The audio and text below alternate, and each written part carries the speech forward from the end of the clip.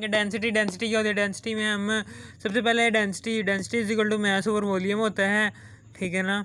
Density का formula होता है mass over volume, the ratio between mass over volume, ठीक है ना, इसे कहते हैं डेंसिटी। अब ये लिक्विड, गैस और सॉलिड की बात करते हैं। लिक्विड में चूँकि इसमें एम्प्टी स्पेसेस क्या होती हैं, नेगलिजिबल, तकरीबन नेगलिजिबल होती हैं, यानी कि ख़त्म। एम्प्टी स्पेसेस बहुत कम होती हैं, जिसकी वजह से ये वॉल्यूम कम घेरती हैं, ठीक है ना, गैस की निस्बत। गैस तो पूरा कंटेनर घेर लेती है, ये तो सिर्फ एक ग्लास में डालो, ग्लास में फिट आ जाता है, ठीक है ना, सारा लिक्विड। कंटेनर तो बहुत बड़ा होता है और एक गैस एम्प्टी स्पेसेस ज़्यादा होने की वजह से बहुत ज़्यादा वॉल्यूम घेर लेती हैं। ये फिक्स्ड वॉल्यूम होता है इनका, ठीक है ना, वॉल्यूम कम होता है, जिसकी वजह से इनका फिक्स्ड वॉल्यूम होता है और इंटरमोलिकुलर फोर्सेस चूँकि ज़्यादा होती हैं, इसलिए इनका वॉल्यूम कम होता है। वॉल्यूम कम होने की वजह से इसलिए इनकी डेंसिटी क्या हो जाती है, ज़्यादा। वॉल्यूम कम होगा तो डेंसिटी ज़्यादा हो जाएगी, क्योंकि ये दोनों इन्वर्सली प्रोपोर्शनल है, ठीक है। फिर इसी तरीके से आगे मैस कौन सा होता है लिक्विड के मॉलिक्यूल्स का, ये भी बहुत ज़्यादा होती है गैस की निस्बत। गैस के मॉलिक्यूल चूँकि हल्के होते हैं, इसलिए हवा में तैरते रहते हैं, इसलिए ये हवा में थोड़ी तैरते हैं, तो ज़मीन पर होते हैं। पानी को नीचे गिराओ, नीचे गिर जाता है। गैस को जब अब छोड़ते हैं, वो हवा में घुल जाती है, हवा में चलने लग पड़ती है। इनका मैस भी ज़्यादा होता है। मैस ज़्यादा होने की वजह से इनकी डेंसिटी क्या हो जाती है, बढ़ जाती है। मैस ज़्यादा होने की वजह से डेंसिटी बढ़ेगी, क्योंकि ये डायरेक्टली प्रोपोर्शनल है। फिर उसके बाद आगे आपकी बुक में बताया हुआ है कि जो उनसे गैस है ना, गैस के मॉलिक्यूल्स स्पेसेस ज़्यादा घेरते हैं। स्पेसेस ज़्यादा घेरनी है जगह, यानी कि इनके दरमियान जो स्पेसेस होती हैं वो बहुत ज़्यादा होती हैं। इनके दरमियान, इनके मॉलिक्यूल्स के दरमियान स्पेस ज़्यादा होने की वजह से ये वॉल्यूम ज़्यादा घेरती हैं। जो ही इनका वॉल्यूम ज़्यादा होगा तो डेंसिटी क्या हो जाएगी, कम। कंटेनर इन्होंने पूरा मला होता है एक, ठीक ना। आप सिलेंडर लेकर आते हैं गैस का सिलेंडर में आप गैस भरवाते हैं, वो गैस पूरे सिलेंडर में तैरती है, ठीक है ना, पूरा सिलेंडर मल लेती है वो गैस, ठीक है ना। स्पेसेस ज़्यादा होने की वजह से, ठीक है ना, इनके मॉलिक्यूल्स के दरमियान खाली जगह ज़्यादा होने की वजह से इनका वॉल्यूम बढ़ जाता है। वॉल्यूम बढ़ने की वजह से डेंसिटी क्या हो जाती है, और वॉल्यूम बढ़ने की वजह से वॉल्यूम बढ़ गया तो डेंसिटी क्या हो जाएगी, कम। इन्वर्सली प्रोपोर्शनल है, एक दूसरे के रिवर्स जाएंगे, ठीक है। फिर इसी तरीके से जब इनके मॉलिक्यूल्स का मैस भी कम होता है, इसलिए तो ये हवा में उड़ जाते हैं, ठीक है ना। इसलिए मैस कम होने की वजह से डेंसिटी क्या हो जाएगी, कम।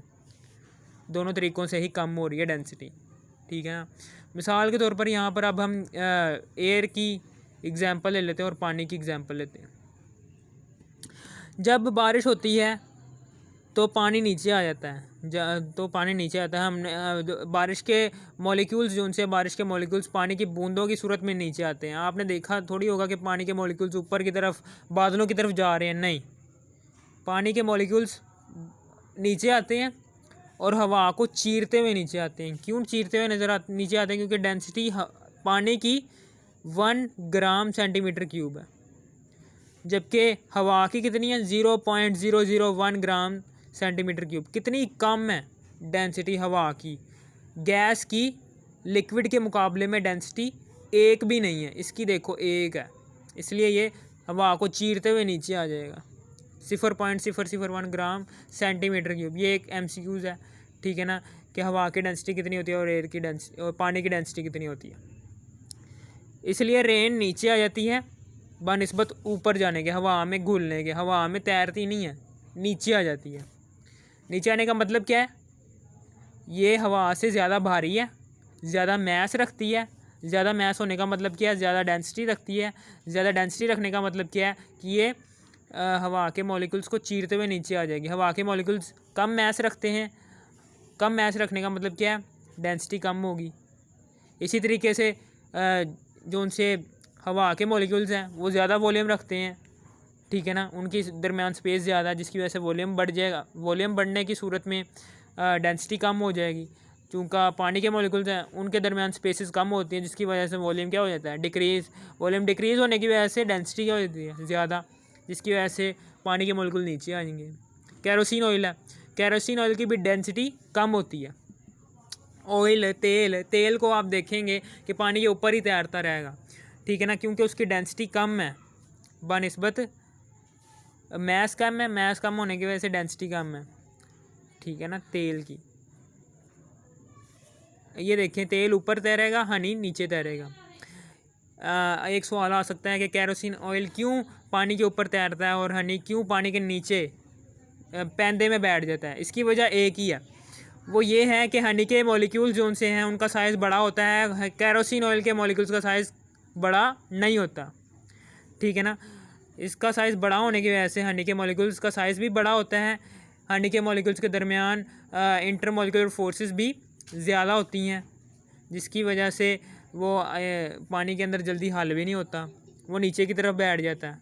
जबकि केरोसिन ऑयल है, इनके मॉलिक्यूल्स का साइज़ बहुत कम होता है, साइज़ कम होने की वजह से डेंसिटी कम हो जाती है। इनके मॉलिक्यूल्स के दरमियान जो सी स्पेसिस होती हैं वो हनी की निस्बत इंटर मॉलिक्यूलर फोर्सेस जो सी हैं इनके दरमियान जो सी ये स्पेसिस होती हैं, मॉलिक्यूल्स के दरमियान स्पेस भी होती है ना, मॉलिक्यूल के दरमियान जो सी स्पेस होती है, केरोसिन ऑयल के मॉलिक्यूल्स के दरमियान जो सी स्पेस है वो हनी के मुकाबले में बहुत ज़्यादा है, इसलिए इसकी डेंसिटी कम हो जाएगी। वॉल्यूम जब इसका बढ़ेगा, ठीक है ना, पूरी फैल जाता है ना, पानी के ऊपर पूरा फैलता है।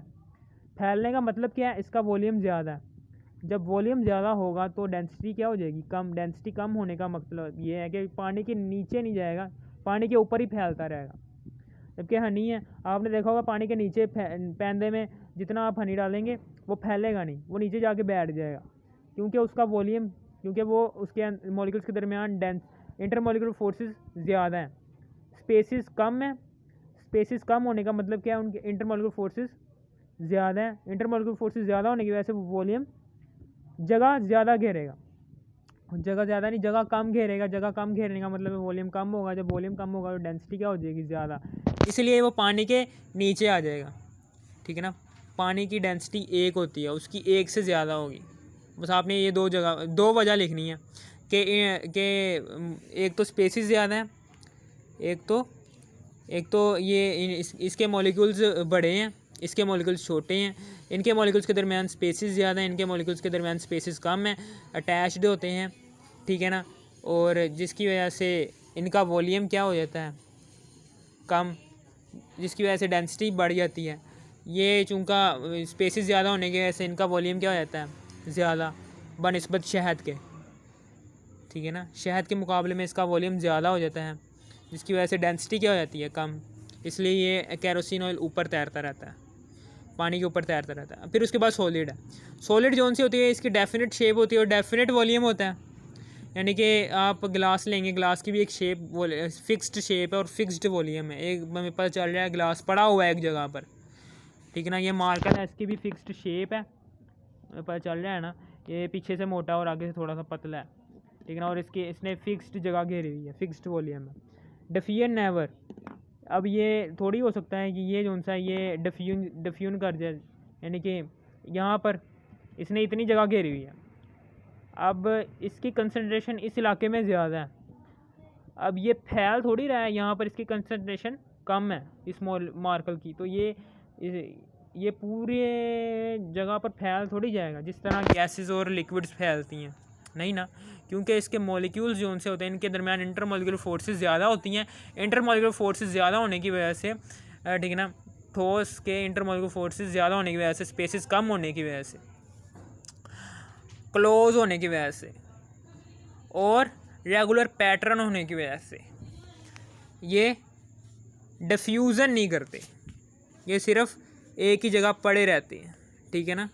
ये कम कंसंट्रेशन, ये ज़्यादा कंसंट्रेशन से कम कंसंट्रेशन की तरफ सफ़र नहीं करते, जिस तरह गैसेस और लिक्विड पीछे हम पढ़ कर आए करते हैं। इनके मॉलिक्यूल्स के दरमियान वाइब्रेशनल मोशन होती है, यानी कि जब आप वाइब्रेशनल मोशन का मतलब है कि जब आप इसको मार्कर को किसी आग के आगे जाएंगे, इसको रखेंगे तो इसके मॉलिक्यूल्स वाइब्रेट करेंगे। चमचे के मॉलिक्यूल्स, मिसाल के तौर पर स्पून है, स्पून के मॉलिक्यूल, स्पून को आप किसी भी जगह आग के ऊपर गर्म करोगे, उसका ये पेंदा गर्म हो जाएगा और फिर वो वाइब्रेट होंगे, इसके मॉलिक्यूल्स वाइब्रेट होते होते होते होते होते होते वो एनर्जी बढ़ेगी, ठीक है ना। काइनेटिक एनर्जी बढ़ती रहेगी, वो दूसरे मॉलिक्यूल देंगे। एक मॉलिक्यूल की काइनेटिक एनर्जी बढ़ेगी, वो दूसरे को देगा, दूसरे की बढ़ेगी तीसरे को देगा, तीसरे को बढ़ेगी चौथे को देगा। ये देने का प्रोसेस वाइब्रेशनल मोशन की वजह से होता है। वाइब्रेशनल मोशन की वजह से ये इधर की हीट जो सी है ये स्पून के ये कार्नल पर आ जाएगी और आप का हाथ जलने लग पड़ेगा, ठीक है ना। सिर्फ आपने ये इसका मुंह रखा हुआ है आग के ऊपर, तो यहाँ तक ये गर्म हो जाएगा सिर्फ 10 या 15 मिनट में वाइब्रेशनल मोशन की वजह से, ठीक है। और फिर उसके बाद यहाँ पर मैंने ये भी बताया हुआ है कि इनके मॉलिक्यूल्स के दरमियान स्पेसेस कम है, इंटरमॉलिक्यूलर फोर्सेस ज़्यादा हैं, जिसकी वजह से इनका वॉल्यूम क्या हो जाएगा, कम। वॉल्यूम कम होने की वजह से डेंसिटी बढ़ जाएगी। मैस भी ज़्यादा होता है, ग्लास का मैस कितना ज़्यादा होता है लिक्विड के वजह, मैस ज़्यादा होना है, मैस ज़्यादा है, ठीक है ना। मैस ज़्यादा है ग्लास का गैस और लिक्विड की निस्बत, इसलिए उसकी डेंसिटी ज़्यादा हो जाएगी, ठीक है। ये हो गया हमारा डेंसिटी वाला क्लियर।